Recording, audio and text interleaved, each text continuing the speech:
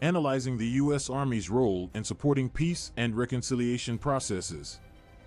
The United States Army is constantly involved in missions that have to do with peace and conflict resolution around the world.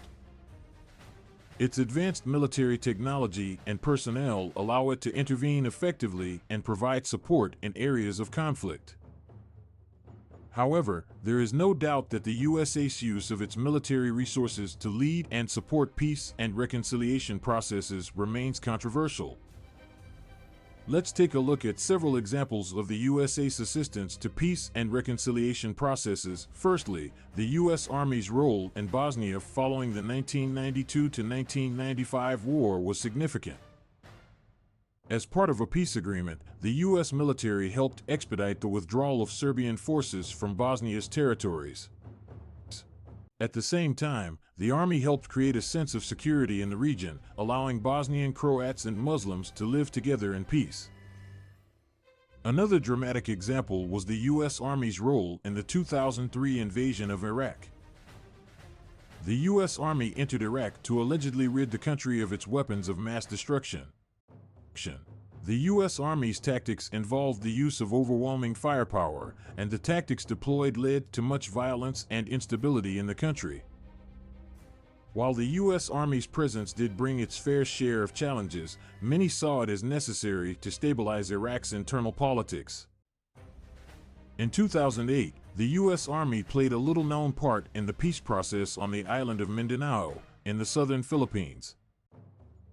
The military's assistance in this region focused on coordinating between the two sides of the conflict, providing advice and sharing intelligence that helped speed up the signing of the Comprehensive Agreement on Bangsamoro.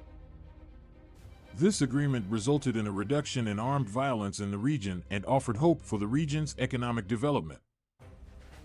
The U.S. Army has also played a critical role in conflict resolution in Africa, particularly in the region that includes Somalia. The Army provides trainers and advisors to African Union forces that are fighting the Al-Shabaab movement. Besides, the Army's drone technology carries out targeted strikes against Al-Shabaab and other militant groups in Somalia, Kenya, and Tanzania. Critics argue that this approach to fighting insurgency is counterproductive, as it undoubtedly leads to further resentment from local populations. Nonetheless, the U.S. Army's continued involvement in the region demonstrates the importance of foreign forces in combating terrorism.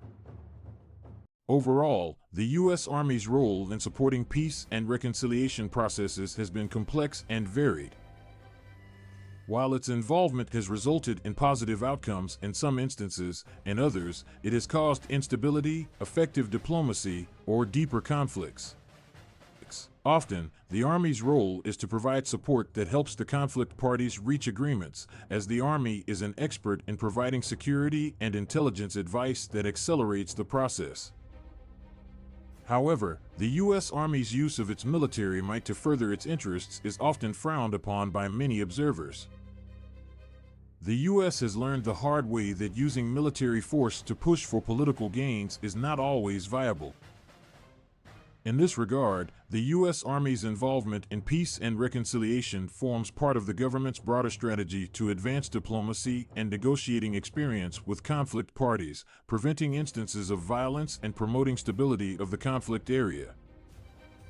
In conclusion, the analysis of the U.S. Army's role in supporting peace and reconciliation processes demonstrates its contribution to international security.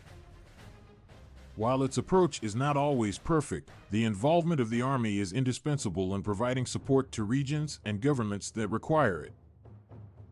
Moving forward, engaging in more conversations with key stakeholders, especially conflict parties, will greatly enhance the U.S.'s understanding of the geopolitical dynamics of conflict zones and promote constructive engagement to support peaceful resolution.